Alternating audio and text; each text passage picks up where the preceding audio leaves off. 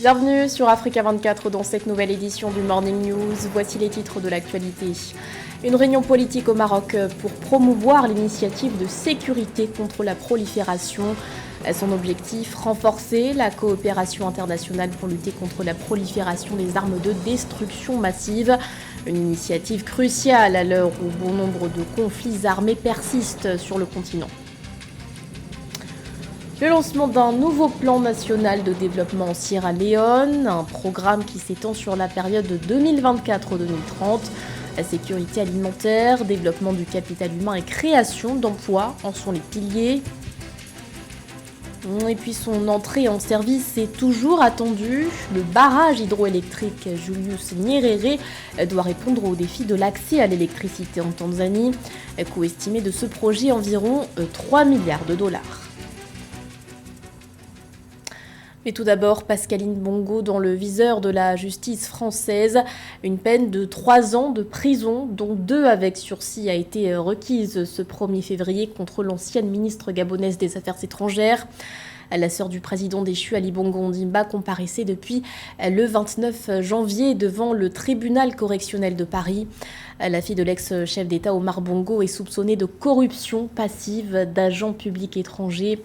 Au cœur de cette affaire, un partenariat fictif avec l'entreprise française Aegis Route, un partenariat conclu pour aider la société à obtenir des marchés publics au Gabon.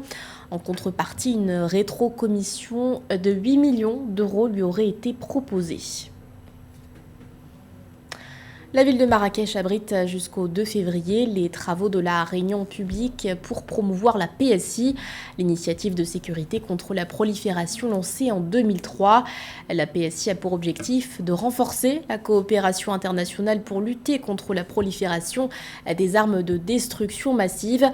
Dans ce cadre, les États participent régulièrement à des exercices pour consolider leurs capacités en matière d'interception de cargaison. Catherine Gombe. Une Afrique sans conflit. C'est l'ambition des États qui prennent part depuis le 31 janvier 2024 à la réunion du politique pour la promotion de l'initiative de sécurité contre la prolifération PSI à Marrakech à l'initiative du Maroc et des États-Unis. Il s'agit d'une initiative mondiale durable ayant pour objectif majeur de stopper la prolifération des armes de destruction massive ADM. Les travaux de Marrakech visent le renforcement de la coopération entre les différents acteurs afin de mieux lutter contre les transports illicites des armes de destruction massive, de leurs vecteurs et matériels connexes sur le continent. Our meeting is the first of the Proliferation Security Initiative. Notre réunion est la première de l'initiative de sécurité contre la prolifération à présenter un tel niveau de participation tant en termes de grade que du nombre d'intervenants. Cette réunion de Marrakech a été motivée par l'engagement des États africains à participer aux efforts mondiaux de lutte contre la prolifération des armes de destruction massive.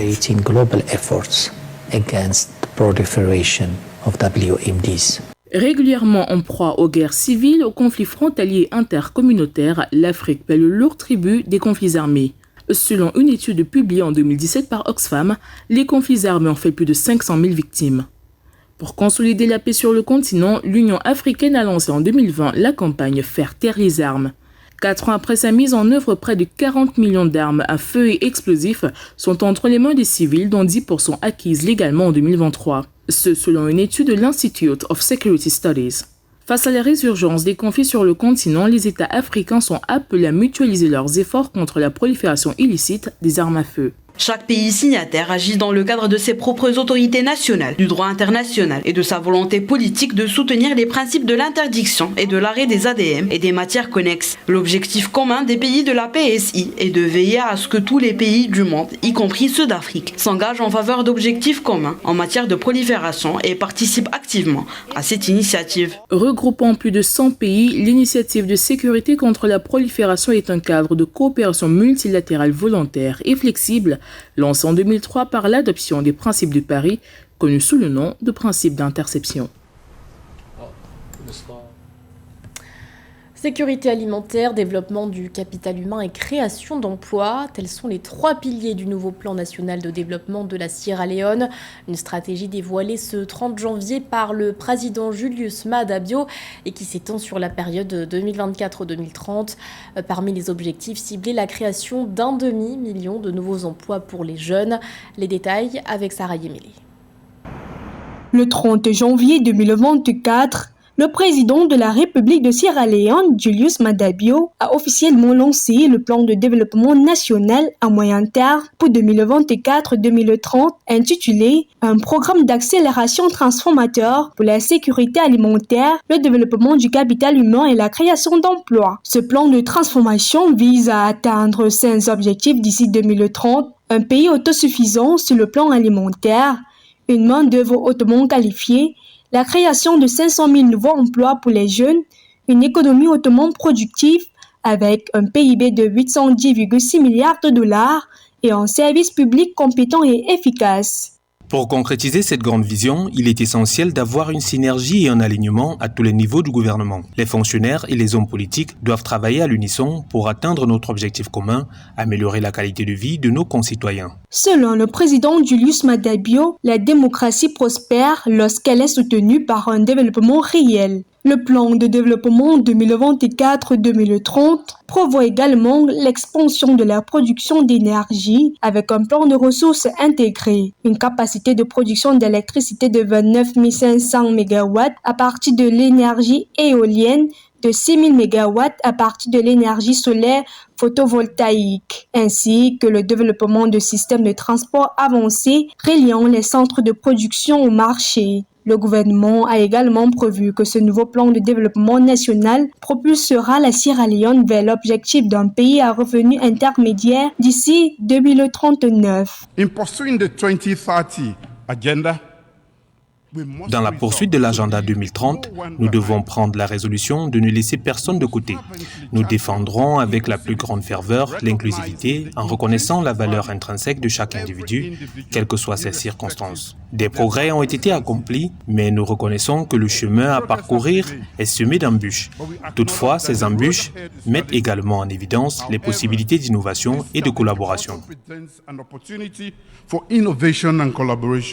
La Sierra Leone a connu d'énormes améliorations par rapport au plan de développement précédent, comme en témoignant les progrès significatifs réalisés dans le cadre du programme d'éducation scolaire gratuite et de qualité, avec plus de 8 000 nouveaux apprenants introduits. Le plan de développement national à moyen terme du pays pour 2024-2030 s'appuie sur des cadres régionaux et mondiaux, notamment la vision 2050 de la CEDEAO, l'agenda 2063 de l'Union africaine et les objectifs de développement durable 2030 des Nations Unies, incarnant une vision réaliste et globale pour la nation. C'est une disposition inscrite dans la loi de finances de 2024 en Centrafrique. Le gouvernement a décidé de lever l'exonération fiscale appliquée au riz et à la farine de blé, une décision prise pour augmenter ses recettes intérieures. Cette année, les autorités espèrent collecter 160 milliards de francs CFA de recettes. Les précisions de Nana Kamsoukom.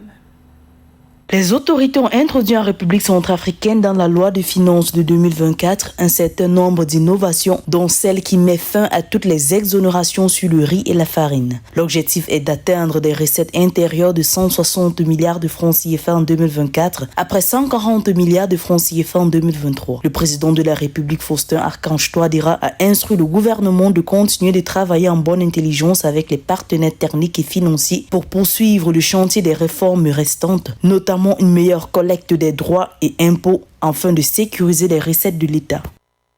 La décision du gouvernement centrafricain de fiscaliser le blé, le riz et la farine, qui jadis ne l'était pas pendant les exercices budgétaires qui ont précédé l'actuel, c'est-à-dire l'exercice budgétaire 2024, aura pour principale conséquence l'augmentation des recettes, parce qu'en fait, ces produits entraient en République centrafricaine en franchise de droits de douane. Donc actuellement, ils espèrent obtenir au moins 20 milliards de recettes en termes de fiscalité de porte. Parce qu'en fait, comme c'est des importations, le principal poste qui est souvent assez grand pour l'État, c'est la fiscalité de porte, c'est-à-dire pour franchir le cordon douanier et entrer à l'intérieur du pays. Selon le gouvernement centrafricain, les gains fiscaux douanières potentiels à réaliser par l'État conformément à la levée des exonérations sur un produit comme le riz sont donc importants. Même si les revers, notamment pour les consommateurs finaux, sera une hausse plus prononcée du kilogramme de cette céréale qui coûte déjà entre 1500 francs CFA et 2000 francs CFA après avoir connu une hausse de plus de 40% depuis 2022. La diminution du pouvoir d'achat des populations à la base.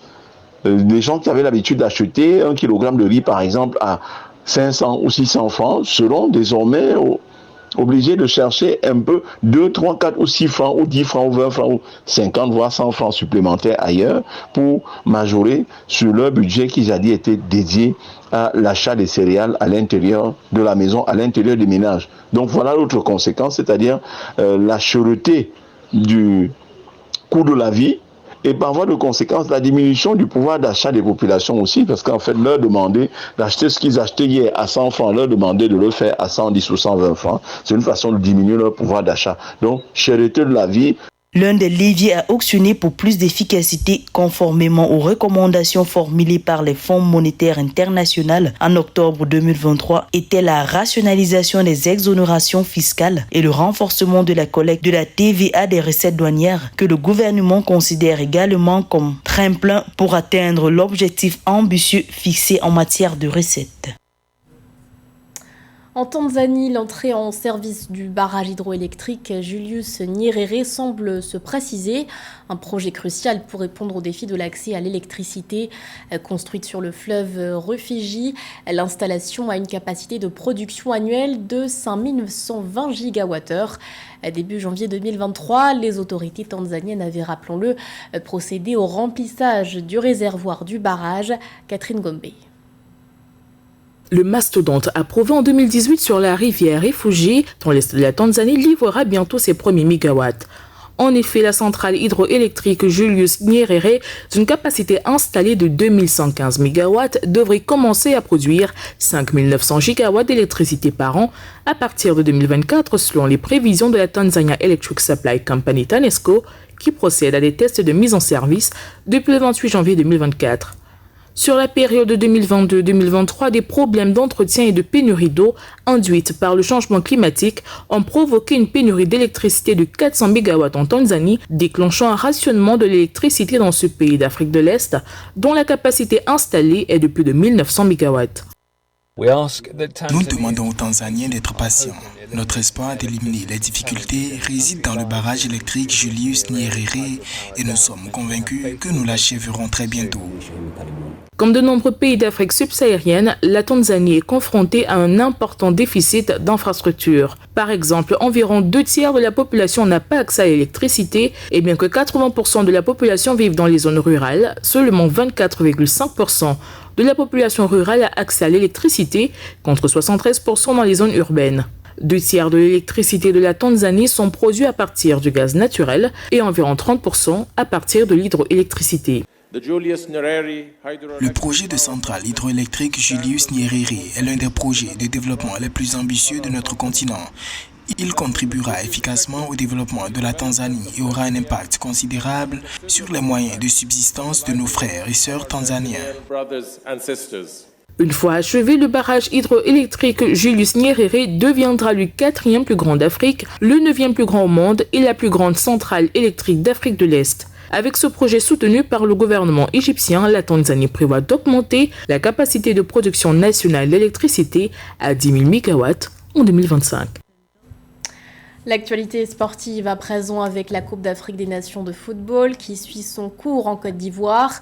Une CAN qui surprend avec l'élimination de plusieurs équipes présentées comme favorites. Le Sénégal et le Maroc, par exemple, sont sortis en 8e de finale.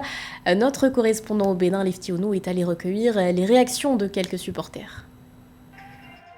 Qui pourra remporter le 11 février 2024 la Coupe d'Afrique des Nations CAN Côte d'Ivoire 2023 sensationnelle et impressionnante, organisée au pays du footballeur international Didier Drogba. Dans cette compétition continentale, le verdict final des matchs fait déjouer tous les pronostics au point où des nations favorites et super favorites ont été éliminées à l'issue des huitièmes de finale. L'Afrique du Sud, ils ont gagné. On leur souhaite bonne chance. Le ballon est rond et c'est leur chance. Mais nous, on est favoris et on est en train de s'organiser pour la Coupe du Monde 2030. Tous les pays, même les petits pays, nous impressionnent. C'est vraiment une CAN qui n'est pas comme les autres.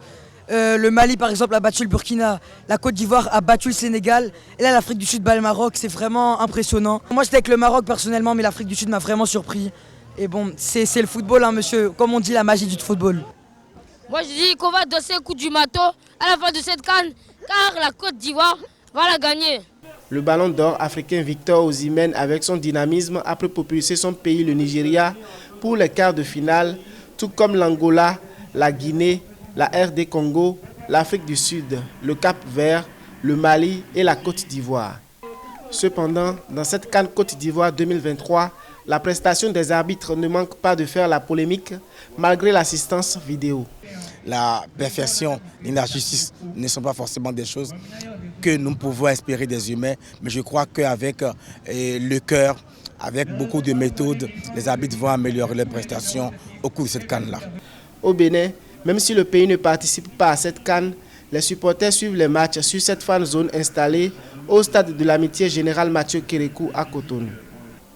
Près de l'aéroport international Cardinal Bernardin Ganti de Cotonou, ce restaurant bar fréquenté par plusieurs communautés africaines fait aussi vivre la compétition aux amateurs de ballon rond. Et sachez que les quarts de finale débutent ce 2 février avec le face-à-face Nigeria-Angola, visant ensuite la rencontre République démocratique du Congo-Guinée. C'était le journal de la rédaction. Merci de l'avoir suivi. L'actualité continue sur Africa 24.